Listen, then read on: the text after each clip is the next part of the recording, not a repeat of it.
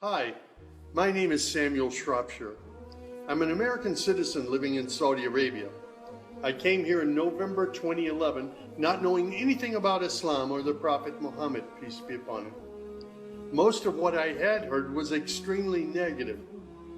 In America, our news channels boosted their on-air ratings by regularly sensationalizing breaking news of terrorism. Every 30 minutes, one witnessed horrific scenes of bombings and bloodshed and murder, often one Muslim group fighting against another Muslim group. As killings and beheadings took place, there were always the shouts of Allahu Akbar, Allahu Akbar, God is great. I was invited here to Saudi Arabia by Safi Kaskas to work on what was known as the Q Project. Dr. Kaskas wanted to produce a new, easy-to-read American translation for the next generation of young Americans. Since I could not read or speak Arabic, I wasn't doing any translation work. I was simply invited here to check the English to make certain that this new interpretation of the Quran was easily understood. My work, of course, required that I read the Quran over and over again.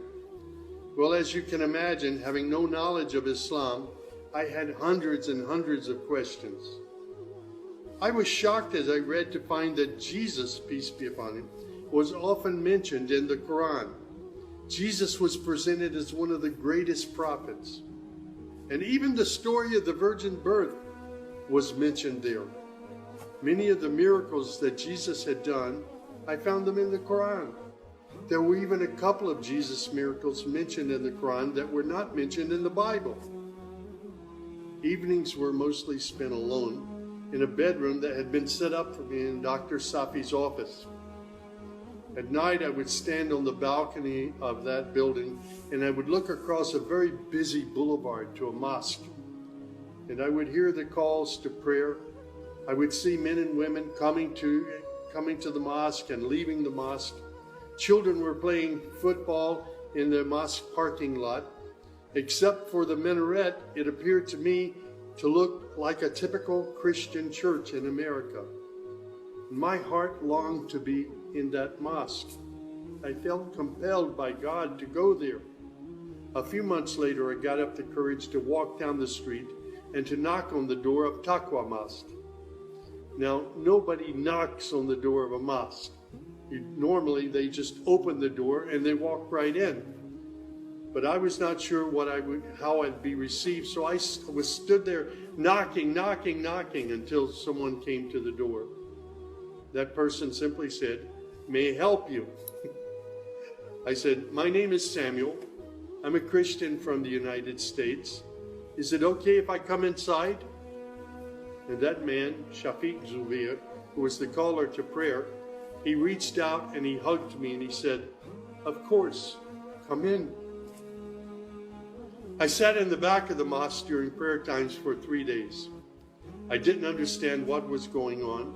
I saw men standing, bowing, putting their heads to the floor as the Imam led them in prayer.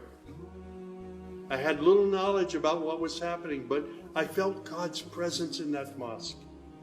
And the men of Taqwa Mosque were so friendly to me.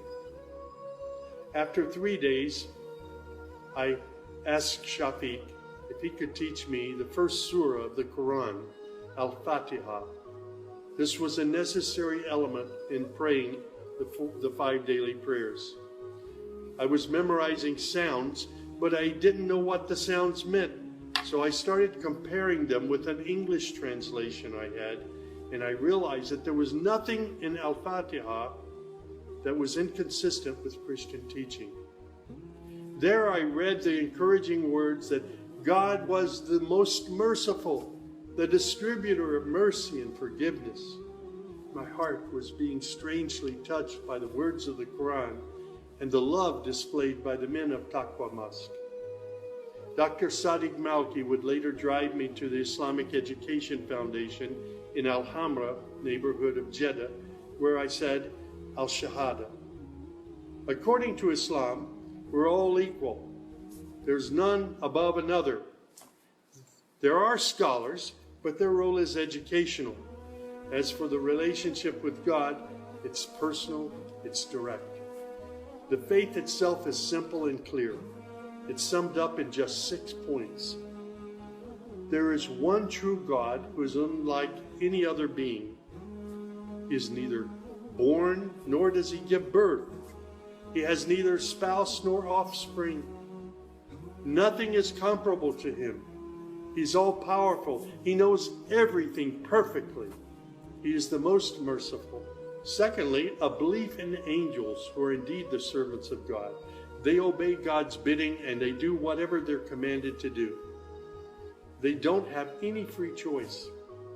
Thirdly, there's a belief in divine revelations. Islam acknowledges that God revealed scriptures including the Torah, the Gospel, the Psalms. However, down through the ages, many of these divine revelations had become distorted and somewhat corrupt. The Quran, which also contains God's revelations, is still intact in its original form. Fourthly, there's a belief that in all earlier prophets and God's messengers, not just Muhammad. They believe in Abraham and Isaac and Moses and Jesus and hundreds of other prophets. They believe that the prophets were the best of mankind. Muslims believe in the last day. That's to say, this includes the belief in all that God and his messenger have told us about, what happens after death, including recording of good and bad deeds, the resurrection and the gathering of all creatures, the reckoning that will take place on the great judgment day, the prophet's intercession, as well as heaven and hell. Man's ultimate aim will be to save himself on that day. Muslims believe in the divine destiny of predestination. Whatever God wills is certain to take place, and what he has not willed will never take place. This present life is a test for man, and man should endeavor to pass this test. These tenets of faith appeared to me entirely consistent with human nature. And then I asked, how can one become a Muslim? My search showed me that one needs to fulfill 5 specific duties, which are called the pillars of Islam. These are: first, a declaration to believe and to say verbally, I witness that there is no other deity other than God, and that Muhammad, along with all the other prophets, is God's messenger. Prayer is an important part of a Muslim's life. Muslims seek to maintain the 5 daily prayers. These are spread out over the day and night. Thirdly, there's the zakat. 2.5% of one's property is an obligatory charity, provided that one owns more than a certain threshold and holds it for a year. Then there's fasting. Fasting is an important part of the Muslim's life. Muslims fast throughout the month of Ramadan. They do this every year, abstaining from all food, drink, and sex, from dawn till sunset. One must also refrain from futile arguments and quarrels and forbidden things. The month provides a unique spiritual uplift for all Muslims. Then there is the pilgrimage or Hajj. This is performed in Mecca and its surrounding areas. It's a duty to fulfill this pilgrimage once during one's lifetime, provided that one is physically and financially capable of doing so. People often ask me, Sam, how did you become a Muslim? In the church was a library, and in that library were children's books. One of the books my mother got over and over again was called The God of Abraham. In that book were beautiful color photos of camels and deserts. She would read me the story of Abraham, how he was commanded by God to leave his mother and father because they were worshiping idols. She would pause and she would say, Sammy, you always have to pray to the God of Abraham. There is only one true God, the God of Abraham. My commitment to God has been strong and enduring since my younger years. And now I have found absolute peace in Islam, in a faith that I once thought was hostile. I found friendship and hope amongst a fraternity of other Muslim brothers and sisters. I have found a family of believers.